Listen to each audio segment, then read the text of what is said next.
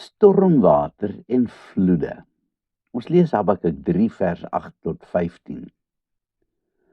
Almal ken die krokodilrivier, maar is nie veel meer as 'n ou stroompie nie, veral in die winter.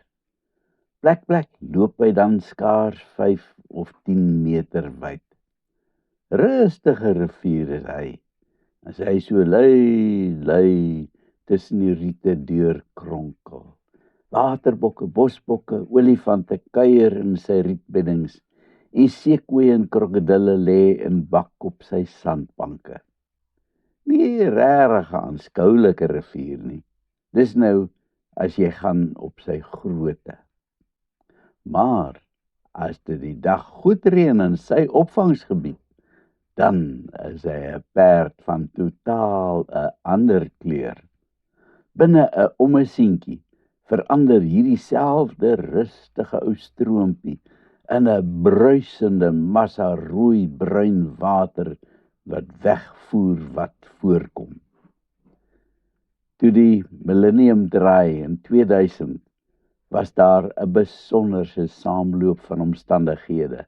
Toe wyd verspreide reëns die ganse opvangsgebied van die krokodil en die Sabi rivier tref. Binne 'n kort tydjie styg die vlak van die krokodil met 'n volle 10 meter.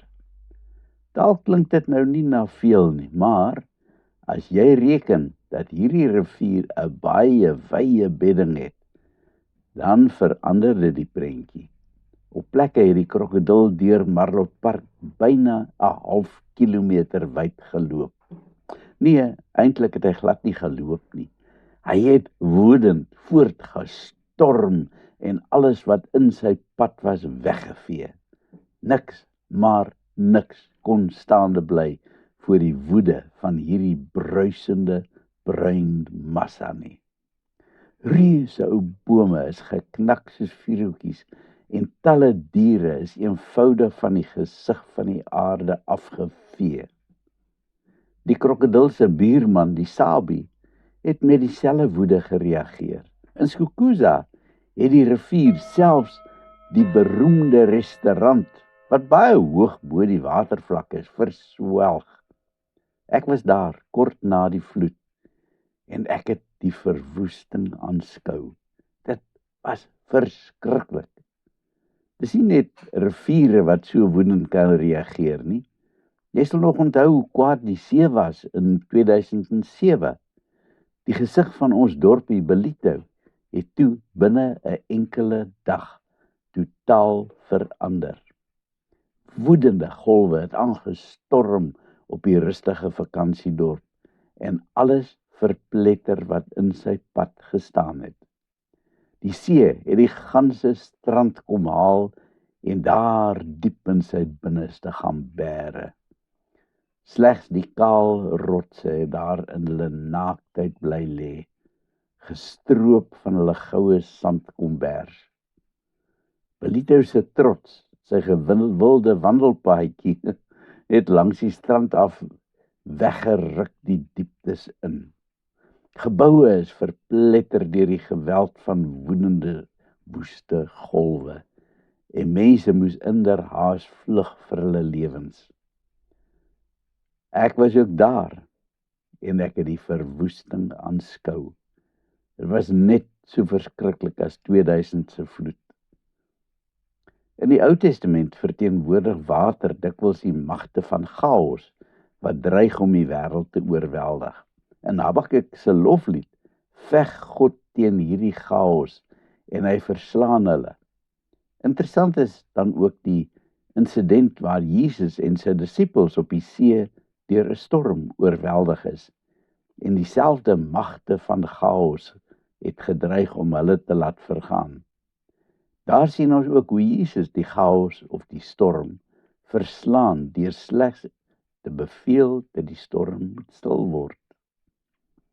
Habakuk besing die almag van die Here en ons sien dat hy volle beheer het oor al die elemente.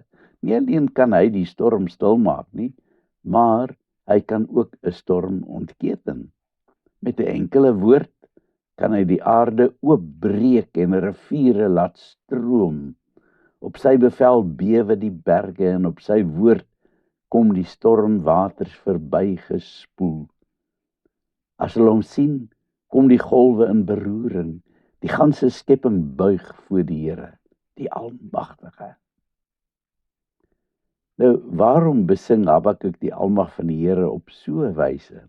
Om hiermee te kan sê dat die Here ook almagtig is om sy volk te red. Die goddelose word verpletter deur die toorn van God, net soos wat daardie vloedwaters in 2000 en die woeste golwe van 2007. Maar net soos wat Jesus die verskriklike storm op die see gestuit het met 'n enkele woordjie, so stuit die Here die goddelose se verskriklike aanslag. Ons moet onthou dat God self die waarborg is dat sy volk nie vernietig sou word nie. Uit daai volk moes die Messias gebore word. Uit daai volk moes God se groot reddingsplan vir die wêreld voortkom. Sou hy dan toelaat dat die volk tot niet gaan?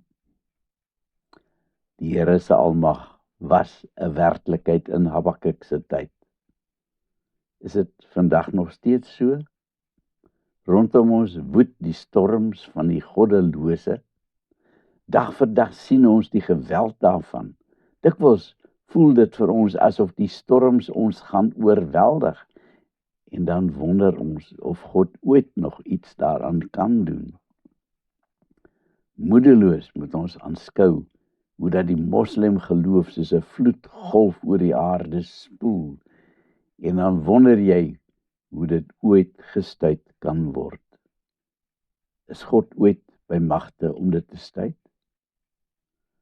Dan moet ons maar net weer Habakuk se loflied gaan lees. Die goddelose vloedgolf van die Galdeërs het gedreig om die ganse wêreld te verswelg. Habakuk het die volk probeer troos en gesê dat God in beheer is en dat hy selfs daardie verskriklike onheil kan keer. Het dit gebeur? Inderdaad. Die Here was almagtig in Habakuk se tyd. Is hy steeds dieselfde God? Natuurlik is hy. Hy het nog nooit verander nie. Vandag is sy almag steeds net so groot. Vertrou net op hom. Kom ons bid. Here, ek dank U dat U steeds die elemente beheer, steeds net so almagtig is as in Habakuk se tyd. Dankie dat ek op U kan vertrou. Amen.